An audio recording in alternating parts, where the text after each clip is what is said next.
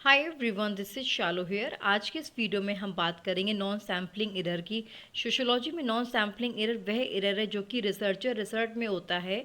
ये sample size की वजह से नहीं, बल्कि कैसे स्टडी डिज़ाइन की गई, कंडक्ट और एनालाइज करने में जो गलती की गई उसकी वजह से होता है। और ये इफ़ेक्ट करता है आपकी एक्यूरेसी, रिलायबिलिटी को सोशियोलॉजिकल डाटा में, राइट।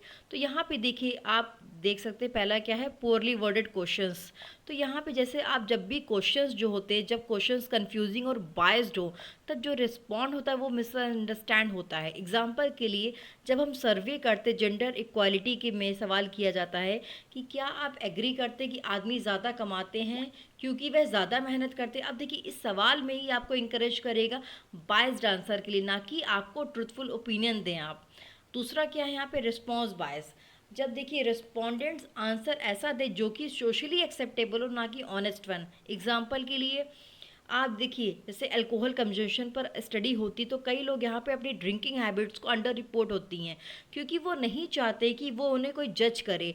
तो यहाँ पे जो रिजल्ट शो होगा उसमें कई लोग की जो ड्रिंकिंग करते हैं, बल्कि रियलिटी में मतलब कि अलग है ना, वो कुछ ही लोग के बारे में दिखाएंगे, कुछ ही लोग ड्रिंकिंग करते हैं, बल्कि रियलिटी में काफ़ी लोग करते होंगे। तो इसमें क्या होगा, इसी को हम लोग नॉन सैम्पलिंग एरर कहते हैं। अब इंटरव्यू बायस क्या होता है, यहाँ पे जब सवाल करने वाला व्यक्ति की जो टोन, एक्सप्रेशन और एटीट्यूड इन्फ्लुएंस करता है आपके आंसर्स को। एग्जाम्पल के लिए, जब रिसर्चर होता है, सवाल करता है औरतों का, और वहाँ पे उनसे डोमेस्टिक वायलेंस के बारे में सवाल पूछा जाता है, तो यहाँ पे जो ये काफ़ी क्या है, जजमेंटल और इम्पेशेंट सवाल है।